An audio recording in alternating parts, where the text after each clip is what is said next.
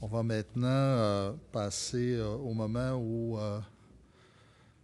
les gens de Canaries, surtout Guy, je vais présenter Guy Bugeaud qui va nous faire la prochaine présentation. Dans le bloc Canaries, on a, euh, on a divisé ça en trois présentations. Il y a une présentation qui est faite par Guy, qui est concentrée sur ce qu'il y a de nouveau à Canaries à l'heure actuelle et comment ça va évoluer pour la prochaine année. Et il y a beaucoup de projets intéressants qui vont sans doute être partagés par Guy là, au niveau des intentions de Canaries, comment ça s'oriente. Il y a eu beaucoup de programmes intéressants aussi cette année dont le risque a bénéficié. Et avec d'autres, évidemment, dans l'ensemble du Canada. Maintenant, la deuxième portion de la présentation on va avoir le professeur Mohamed Chériette, qui est directeur de Synchromédia, qui va venir présenter le projet Green Star, un projet fort intéressant dont l'annonce publique, le communiqué de presse a été publié la semaine dernière.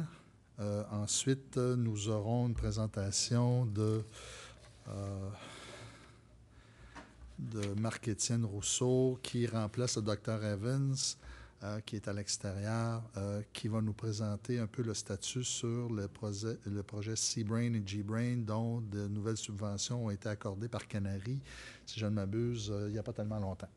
Alors, avant de prendre la barre de Canaries, notre présentateur, Guy Bugeaud, présidait l'Agence spatiale canadienne. Alors, Guy a occupé plusieurs postes au sein de la haute direction de la fonction publique fédérale, dont plusieurs postes de sous-ministre adjoint. Canaries, je vous le rappelle, est le réseau évolué de la recherche et de l'innovation au Canada. Alors, il a été créé en 1993. Là, vous me corrigerez si je dis des choses, mais j'ai récupéré cette information-là sur le site de Canaries. Alors, Canaries fournit et entretient un réseau à haute vitesse de pointe beaucoup plus performant que l'Internet, qui soutient la recherche et les innovations d'un bout à l'autre du pays. Réseau auquel le risque est raccordé. Il y a 39 000 chercheurs, selon les derniers chiffres publiés, en poste dans près de 200 universités et collèges canadiens qui utilisent le réseau de Canaries, tout comme les chercheurs en poste dans les instituts de recherche, les hôpitaux, les laboratoires gouvernementaux partout au pays et à l'étranger. D'ailleurs, il y a beaucoup de centres hospitaliers qui, dans les prochains mois, vont se raccorder au risque. Le dernier en date est le CHUM, où nous allons brancher dans les prochains jours. Canaries travaille aussi avec des chercheurs et des responsables en développement dans maints domaines scientifiques. Alors, il n'y a pas de créneau spécifique. Ça va aller de projets spécifiques pour l'étude des fonds marins à des projets comme Green Star et des projets verts là, qui sont d'intérêt à l'heure actuelle au niveau de l'ensemble des technologies que les gouvernements regardent aussi pour obtenir des crédits carbone et aussi sauver des énergies qui sont souvent mal utilisées, là, comme on a vu dans plusieurs cas. Et on a eu l'exemple avec IBM aussi de la quantité d'énergie qu'on peut épargner si on monte nos projets comme il faut. Alors, il y a 12 réseaux régionaux qui sont reliés à Canaries au Canada. Le risque étant le réseau qui possède la plus grande quantité de kilomètres de fibres. Si je ne m'abuse, Michel, tu me corriges si je dis des choses là, qui n'ont pas de bon sens. Il y a 100 réseaux homologues dans plus de 80 pays. Alors, c'est vraiment une force d'être capable de communiquer avec des gens qui soient à l'extérieur du pays ici. Et sans plus tarder, j'inviterai Guy à nous présenter les dernières orientations de Canaries. Alors, à toi la parole. Merci, Daniel. Bonjour tout le monde. Merci, Daniel, d'avoir fait ma présentation. Merci, Michel. Merci, Nancy et les gens de RIS de nous avoir invités à nouveau venir vous parler cette année à propos de Canaries.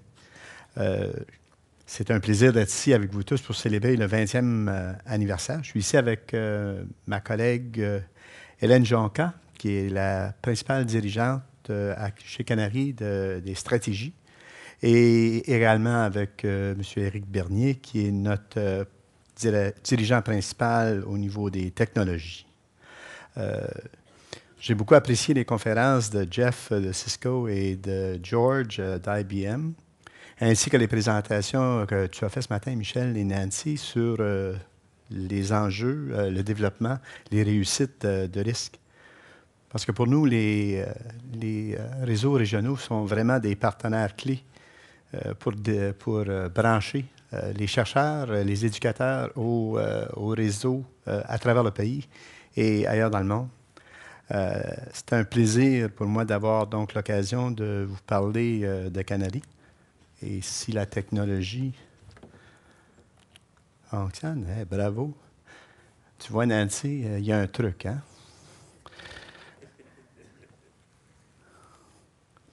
Tout d'abord, le réseau évolué de recherche d'innovation du Canada, c'est Canary. C'est un organisme comme le RISC, sans but lucratif, qui a été constitué en 1993. Donc, vous êtes plus vieux que nous, mais pas de beaucoup. Nous avons 76 membres, et on retrouve parmi ces membres-là des représentants justement des réseaux optiques de recherche et d'éducation dans les différentes provinces, des établissements d'enseignement supérieur, des représentants de l'industrie et d'autres. Nous avons un conseil d'administration qui est élu par les membres de Canary, où on retrouve une représentation 50-50 entre les représentants du milieu de l'industrie et le milieu institutionnel. Nous sommes financés par le gouvernement fédéral en large part. Depuis le début de Canary, bien que l'acétate, ça c'est... Il y a longtemps qu'on n'a pas vu un acétate, hein? Bien que la présentation dise 400 millions, c'est plus de l'ordre de grandeur d'un demi-milliard qui a été financé dans Canary depuis ses débuts. Nous fonctionnons à partir de ces revenus-là et donc il n'y a aucun droit qui sont versés par les réseaux régionaux ou les autres institutions qui utilisent les services du réseau Canary. Canary permet de rejoindre un grand nombre de chercheurs canadiens. Et on a fait une étude l'année dernière pour essayer de chiffrer un peu l'impact qu'avait Canary au Canada. Donc, on retrouve le chiffre de 39 000 chercheurs dans près de 200 universités et des collèges canadiens, ainsi que des collaborateurs à travers le monde. C'est un point à souligner, ça, que c'est vraiment ce lien-là que permet un réseau de recherche à large bande comme celui que Canary donne au pays. On facilite le développement des réseaux de recherche, on fait aussi le développement des applications et des services qui reposent sur le réseau. Et aussi, on veille à ce qu'on soit toujours à la fine pointe du développement des réseaux. Donc, là, on est toujours aux aguets de voir qu'est-ce qui se passe dans les réseaux à travers le monde, afin de produire des bénéfices pour les Canadiens et les Canadiennes. Nous finançons la mise en œuvre, l'exploitation et l'expansion des réseaux, pas seulement la nôtre, mais aussi ceux des provinces. Comme l'a dit Nancy ce matin, Canary vient tout juste, il n'y a pas tellement longtemps, on a annoncé qu'on allait faire une contribution de presque 3 millions de dollars dans le développement des infrastructures du risque. Ça fait partie d'un programme plus large, j'y reviendrai tantôt. Et nous finançons aussi ou nous offrons de l'appui pour soutenir les réseaux régionaux. Nous sommes associés aux universités, aux ministères et organismes fédéraux, aux réseaux de recherche de l'éducation provinciaux et des chercheurs pour faciliter, entre autres, les grands projets scientifiques au Canada. Nous sommes rendus à la 5e génération depuis les tout débuts. Bien que Canary, comme j'ai dit tantôt, n'existe qu'à partir de 1993, les réseaux dont on parle, dont le risque, ont vu leur naissance en 1990. Nous fonctionnons sur une plateforme d'un réseau hybride où nous offrons des services IP et aussi des routes optiques. Et le réseau IP fédérateur relie entre autres les réseaux régionaux et relie ensuite les réseaux régionaux aux réseaux de recherche et d'éducation internationaux.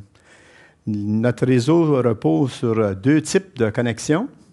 Les routes optiques de Canaries sur fibre noire que nous appartenons nous-mêmes, et ensuite des circuits loués à des fournisseurs qui sont hors de nos tronçons ROADM. Fait à souligner, nous ne sommes pas en compétition avec l'Internet commercial. Ça, c'est simplement une liste des agences et des laboratoires fédéraux qui sont branchés sur les réseaux. Le point là est assez simple, c'est que nous offrons un service pour ces agences-là qui est tout à fait fondamental à plusieurs de leurs missions. Le réseau Canaries, graphiquement, comme vous le voyez, s'étend de l'est en ouest. Les bouts bleus que vous voyez aux extrémités sont les parties du réseau ROADM où nous avons loué de la fibre. C'est notre réseau de fibre noire que nous avons sur des locations de 20 ans, et tandis que toutes les autres connexions que vous voyez en rouge sont les fibres louées, les contrats de fibres loués que nous avons avec différents fournisseurs à travers le pays. On voit aussi, si on examine un peu le diagramme, qu'il y a plusieurs chaînes de redondance qui sont construites à l'intérieur du réseau. La typologie sonnette de Canaries, on montre ça parce qu'il y a toujours quelques ingénieurs dans la pièce qui veulent voir essentiellement ça a l'air de quoi, c'est quoi les pièces qui font fonctionner le système. Et mais chose aussi à noter, c'est dans la tranche du bas du diagramme, vous voyez les points d'interchange que le réseau Canaries a sur les réseaux internationaux. À votre gauche, tout à fait à votre gauche, on voit le point de chute Pacifique. Ensuite, plus vers le centre, celui de Chicago à Sunlight. Et ensuite, celui à votre droite en bas, le Manlan à New York, où Canaries a de l'équipement en place. Le réseau IP de Canaries, c'est là qu'on voit la texture des différents liens, où on retrouve sur la ligne tout à fait en haut les différents réseaux optiques de recherche et d'éducation des différentes provinces. On revoit le risque comme de raison, comme un de ces sites-là. Et encore une fois, les points de chute à Pacific Wave, Starlight et Manlan à New York, dont je viens tout juste de vous parler.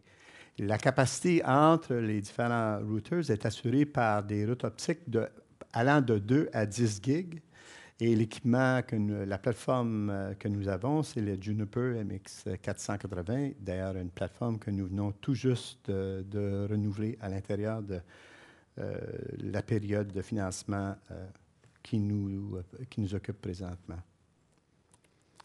Le mandat actuel, donc, de 2007 à 2012, nous fonctionnons à partir d'un accord de financement de 5 ans avec le gouvernement canadien de 120 millions de dollars, où les objectifs sont d'exploiter le réseau, de s'assurer que c'est un réseau à la fine pointe des réseaux de recherche. Nous utilisons aussi le 120 millions pour développer les technologies d'avant-garde et pour développer les nouvelles architectures AOS, pardon. Nous avons un bon nombre de réalisations. Nous nous retrouvons, comme vous pouvez voir par les dates, en plein milieu de notre entente de financement.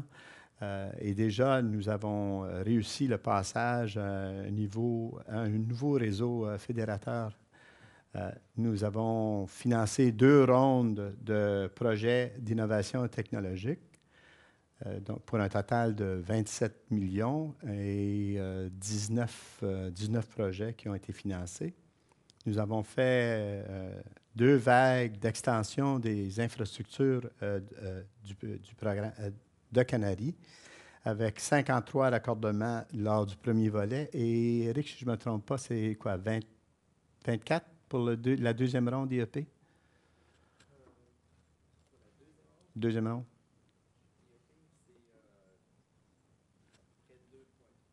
Non, combien de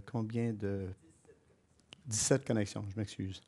Donc, 53 pour la première ronde et 17 pour la deuxième. Nous avons mis de l'avant un financement de 3,5 millions de dollars pour un projet pilote sur les technologies de l'information verte. J'y reviendrai. Et nous avons mis de côté et alloué 15 millions de dollars du 120 millions pour le programme de soutien aux réseaux optiques régionaux. Nous avons aussi enfin finalisé la modernisation de la couche IP du réseau Canaries. En ce qui a trait à notre travail avec les réseaux optiques régionaux évolués des provinces et territoires, il faut dire qu'ils sont pour nous, comme j'ai mentionné au tout début, des partenaires indispensables à la mise en place des réseaux de recherche évolués à travers le Canada. Et pour cette raison, nous fonctionnons, nous collaborons à travers un comité consultatif et aussi un comité technique que M. Bernier préside pour nous. Canaries offre l'aide financière aux réseaux optiques régionaux de 3 façons. Tout d'abord, avec un programme qui appuie le coût de leurs exploitations. Un autre programme qui cherche à aider aux réseaux optiques et aux organisations qui s'en occupent dans chacune des juridictions au niveau des communications. Et enfin, l'élément principal, l'appui aux infrastructures, que je viens tout juste de mentionner, le 15 millions. Le programme des plateformes sur Réseau de Canaries, c'est... Lorsqu'on pense au réseau et qu'on pense à la tranche du réseau lui-même, le Canaries a réalisé, et ça depuis plusieurs années, qu'il était important qu'elle utilise un certain montant de ses ressources pour essayer de développer l'utilisation du réseau. Et le programme des plateformes sur le réseau de Canaries cherche justement à faire ça de façon à promouvoir l'utilisation des réseaux de recherche en appuyant le développement des communautés virtuelles et en s'assurant que ces communautés-là puissent avoir les moyens de développer le middleware nécessaire à rentabiliser et à utiliser les réseaux et les autres éléments de la cyberinfrastructure. Chacun de ces projets-là, et nous allons avoir l'occasion plus tard cet après-midi d'entendre la présentation sur le projet C-Brain et G-Brain de Marc-Étienne. Vous allez voir à quel point que pour ces projets-là, il est important non seulement d'avoir la tranche des réseaux qui appuient leur démarche, mais d'avoir l'infrastructure au-delà de ça, qui permet, comme je dis, de créer les collaborations. Donc, ce qui suit, c'est une liste de certains des projets du PPR de Canaries, et vous verrez que ça couvre une gamme assez large de différentes activités, en passant par des observations de l'environnement terrestre et de télédétection, sur le programme Géochronos, un portail canadien d'information sur les sciences spatiales, une plateforme pour une organisation virtuelle en sciences océaniques. Ensuite, d'autres projets sur C-Brain, je l'ai mentionné, une organisation virtuelle de services de santé, Et finalement, et c'est loin d'être une liste exhaustive, le Science Studio, un système de gestion pour diriger à distance les projets poursuivis au Centre canadien de rayonnement Saint-Cotron à Saskatoon. Le programme d'extension des infrastructures de Canaries s'adresse aux organismes canadiens, surtout les laboratoires et les ministères du gouvernement fédéral, mais aussi les universités, les collèges, les écoles, les hôpitaux, etc. Et ça permet à ces installations-là de se brancher avec une capacité très forte, très élevée, pardon, pour appuyer leurs différents mandats. Ça facilite l'accès au réseau de recherche et d'innovation du Canada afin de favoriser pour eux une collaboration entre les utilisateurs de Canaries afin qu'ils puissent augmenter, rehausser la recherche au Canada et à l'étranger, d'élargir les capacités du réseau et d'accéder à les grands appareils, les installations scientifiques et procurer des capacités de réseau qui sont autrement très difficiles à obtenir sur le marché, je dirais même dans plusieurs cas qui sont tout à fait impossibles d'obtenir dans le marché commercial. Le programme pilote sur le TI verte, le 3,5 millions, pour Canaries, c'était une lancée dans une activité qui n'avait pas été contemplée au moment où l'entente de contribution avait été mise en place avec Industrie Canada. Mais étant donné le fort intérêt pour les technologies d'informatique et réseautage qui pourraient réduire les émissions de dioxyde de carbone, le conseil d'administration de Canaries a décidé justement d'appuyer des programmes pilotes sur les TI vertes. Nous cherchons, par l'entremise de ces programmes pilotes-là, dans un premier temps, évaluer si les technologies existent pour créer des centres de calcul sans empreinte carbone, qui seraient basés sur des sources d'énergie renouvelables, tels les réseaux solaires et éoliens, et de voir ensuite, dans un deuxième temps, si on pouvait démontrer que les éléments de la technologie sont présents, de voir si, dans un deuxième temps, il y avait un business case à partir des crédits de carbone qui seraient générés par ces centres-là, qui iraient à payer justement la dépense de ces différentes activités-là. Et donc, nous avons tout récemment annoncé 4 projets pilotes, dont 2 millions qui vont aller au réseau Green Star, où l'ETS est le principal et le maître d'œuvre. Et là aussi, nous aurons une présentation tantôt de Mohamed sur le projet Green Star. Et ensuite, 3 plus petits projets qui vont examiner certains des éléments des questions que j'ai identifiées tantôt au niveau du business case et au niveau de la technologie, des différents modèles qui pourraient être mis en place. Donc pour nous comme j'ai dit, c'est un domaine tout à fait nouveau, mais un domaine qui a suscité néanmoins un intérêt assez poussé. C'est les gens chez les différents partenaires possibles. Le consortium de Green Star, entre autres, est un consortium très large qui implique un bon nombre de joueurs, non seulement au Canada, mais même à l'étranger. Mais je vais laisser à Mohamed le soin de vous en parler plus longuement. Pour nous, quels sont les enjeux donc pour une organisation comme Canaries? Michel, quand tu as présenté ce matin les différents enjeux que tu voyais pour le risque, en allant de l'avant, j'ai reconnu un certain nombre des mêmes qu'on retrouve chez nous. D'abord, de mieux faire connaître les avantages du réseau. Et c'est un défi auquel font face, c'est-à-dire presque tous les réseaux de recherche dans le monde. Quand je leur parle, quand j'ai l'occasion de leur parler, ou aussi ils ils se plaignent du fait que les gens ne comprennent pas les réseaux, ne savent pas souvent qu'est-ce que ça fait ces réseaux-là, ce qui rend notre vie comme de raison plus difficile lorsqu'on cherche à faire refinancer nos activités par les gouvernements. D'abord, le deuxième enjeu, c'est d'intégrer les divers éléments de la cyberinfrastructure afin de mieux en exploiter la totalité. Le gouvernement fédéral a dépensé, je disais, de Canary tantôt, presque un demi-milliard depuis 1993. On sait qu'il a aussi fait des grands investissements au niveau des capacités pour la high performance compute.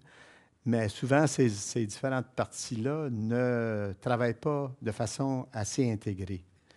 Et donc, de quelle façon, et c'est quoi la responsabilité d'une organisation comme Canary, de travailler avec d'autres pour faire en sorte qu'on maximise le résultat de toute la suite des investissements qui sont faits dans la cyberinfrastructure.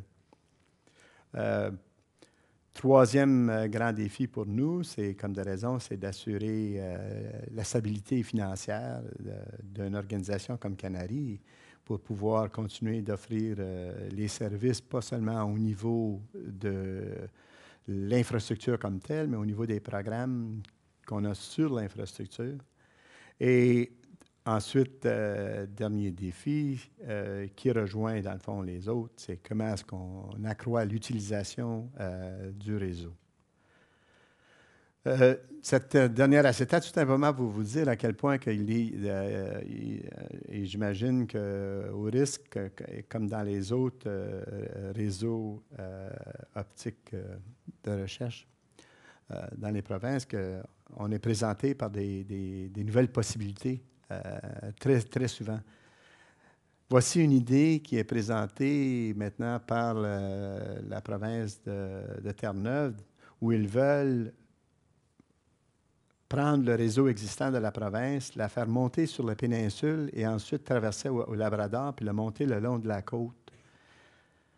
À partir du point vert jusqu'à Iqaluit, nous, on se pose ensuite la question, est-ce qu'il y a lieu d'utiliser, une fois que le bateau est en train de mettre du câble, est-ce qu'il y a lieu de le faire monter le câble jusqu'à Iqaluit? Parce qu'il y a toute il y a une initiative de recherche dans le Nord que le gouvernement fédéral voudrait faire. Il y a certains enjeux nationaux dans le Nord qu'on connaît assez bien au niveau de la sécurité qui pourraient être appuyés par une extension d'un réseau. Donc, voici une idée parmi plusieurs autres où on pourrait accroître l'utilisation d'un réseau comme celui de Canary. Donc, c'est ce que j'avais à vous dire cet après-midi. Je vous remercie de votre attention.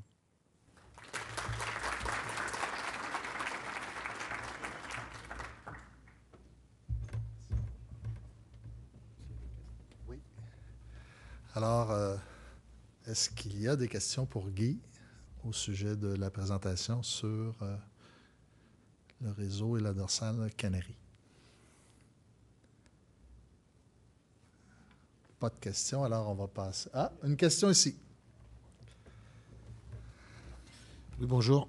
On sait, M. Clemens a annoncé en juin dernier l'ouverture d'une grande réflexion canadienne sur un digital strategy. On attend que le béton sèche dans les infrastructures pour finalement parler de la fibre, encore une fois, mais est-ce que Canary va être impliqué dans cette réflexion-là? Merci. Merci de la question. Oui, en effet, M. Clement a eu un forum à Ottawa au mois de juin où il lançait une réflexion nationale sur une stratégie sur l'économie numérique. Nous sommes impliqués. Canary a eu un certain nombre de discussions déjà avec Industrie Canada et je suis heureux de constater que dans la réflexion sur une stratégie sur l'économie numérique, qu'on y retrouve la notion pas seulement des réseaux commerciaux, mais la notion des réseaux de recherche.